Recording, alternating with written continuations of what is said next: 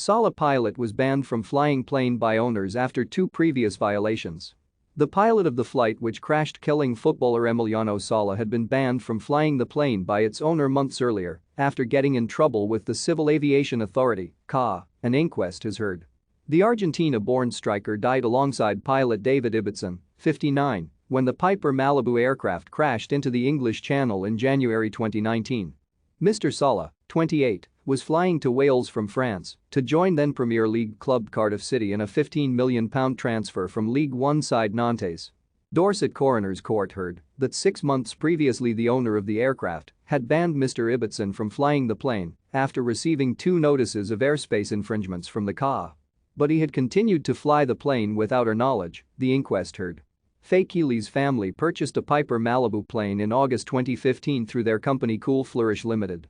While Cool Flourish Limited owned the plane, the registered keeper was Southern Aircraft Consultancy, but Miss Keely relied on pilot and businessman David Henderson to operate it.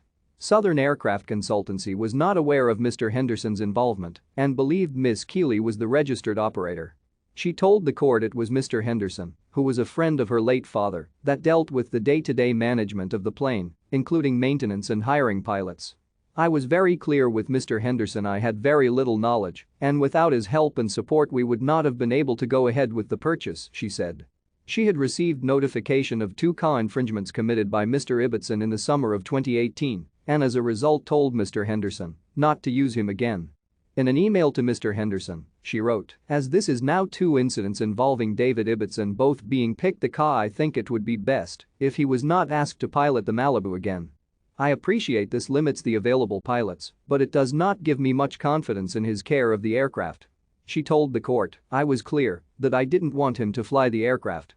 Miss Keely said she later learned from Mr. Henderson that Mr. Ibbotson had taken her sister on a flight a few weeks later.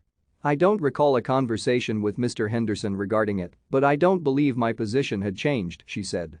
"I certainly did not say I was content for Mr. Ibbotson to fly the aircraft. I can't recall saying that he shouldn't. In hindsight it would have been prudent. I don't recall having that conversation, but I certainly didn't say that he could use it, but I don't recall if I reiterated it."